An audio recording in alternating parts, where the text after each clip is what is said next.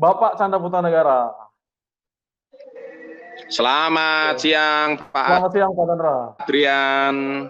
Salam hebat luar biasa. Oke, salam hebat luar biasa. Saya mau menyapa dulu para penonton webinar hari ini. Oke, terima kasih. Selamat Anda semuanya luar biasa. Tadi saya sudah mendengarkan sedikit banyak dari pemaparan webinar hari ini. Yang pertama dari Pak Kristianto Felix. Beliau memaparkan tentang peluang ya, opportunity, partnership opportunity bersama dengan KK Indonesia dan komunitas YES. Tadi Anda sudah menyaksikannya semuanya dengan sangat baik. Bagaimana beliau menjelaskan rata-rata pencapaian-pencapaian yang sudah dicapai selama 21 tahun ini.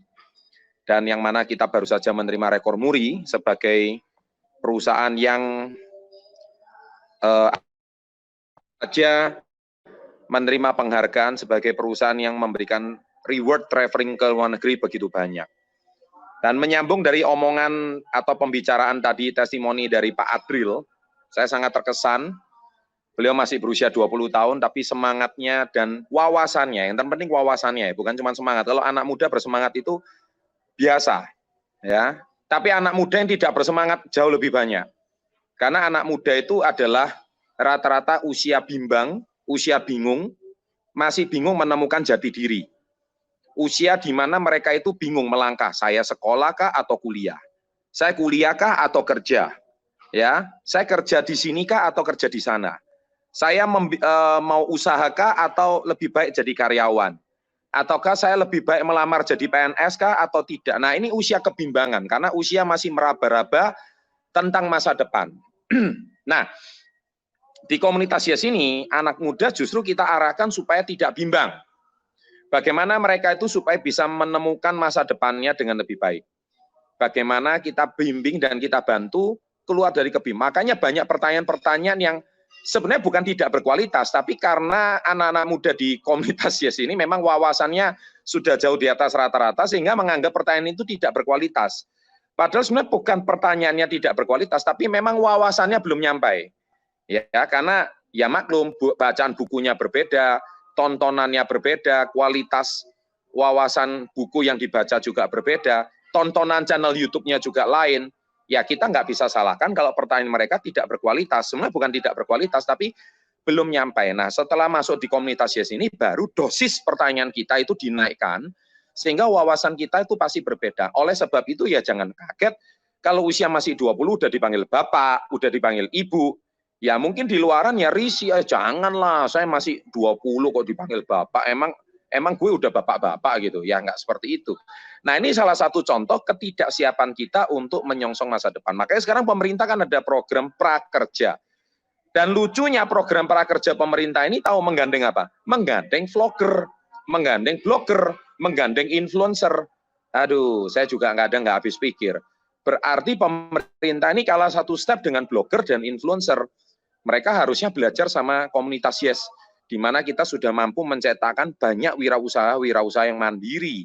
Usianya masih 20-an, seperti Pak Adil tadi, tapi mereka sudah bisa mandiri, tidak minta uang sama orang tua lagi, bahkan sudah bisa memberangkatkan orang tuanya ke luar negeri. Inilah mindset di atas rata-rata. Tapi bagi anak-anak muda yang nonton webinar ini, mereka pasti berpikir, wah, sombong amat, ya kan? Kenapa orang bisa ngomong sombong? Sombong itu artinya dia tidak punya, tapi melihat orang lain punya.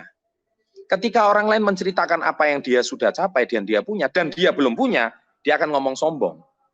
Padahal sebetulnya, coba kalau hari ini saya cuma cerita, hari ini saya punya sepeda motor, saya hasil jual beli Nates dari produk KK Indonesia. Loh, itu apakah haram? Enggak kan? Itu halal kan? Dan itu hasil kerja keras sendiri kan? Dan apakah itu kalau Anda bisa beli motor itu dikatakan sombong? Ya enggak juga. Nah, sombong, orang yang ngomong sombong itu Anda mentalnya lemah. Pertanda mentalnya meratakan orang dengan dirinya. Ketika dia tidak suka melihat orang lain memiliki lebih daripada dirinya. Nah, makanya dia itu punya mentor juniper. Apa itu juniper? Julid, nyinyir, baper. Ya kan? Nah, inilah mental generasi sekarang yang semuanya terlalu dimudahkan. Ya, semua cari informasi di YouTube mudah, semua cari informasi belum mudah. Akhirnya ketika dia melihat orang lain bisa capai dan di bawah dia jauh, akhirnya mental julidnya keluar, mental nyinyirnya keluar, mental bapernya keluar. Harusnya kalau saya melihat orang lain lebih sukses dari saya dan dia jauh lebih mudah dari saya, harusnya saya termotivasi. Bagaimana cara dia bisa sukses? Nah, saya ingin berpesan satu.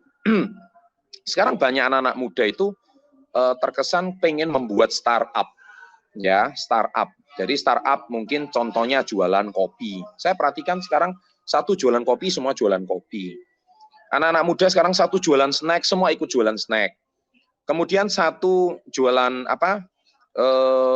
clothing, semua ikut jualan clothing. Saya katakan itu tidak salah, minimal Anda sudah berhasil atau berani memulai untuk berjualan. Tapi pesan saya cuma satu, Anda terlalu berat kalau memulainya, ingin mencapai pengusaha level 5 itu berat. Anda harusnya memulainya itu langsung berpartner dengan perusahaan level 5. Ya, seperti yang saya katakan di 5 level pengusaha. Reseller, memang Anda di level 1. Reseller itu level 1. Tapi kalau Anda reseller sendiri, Anda akan berat.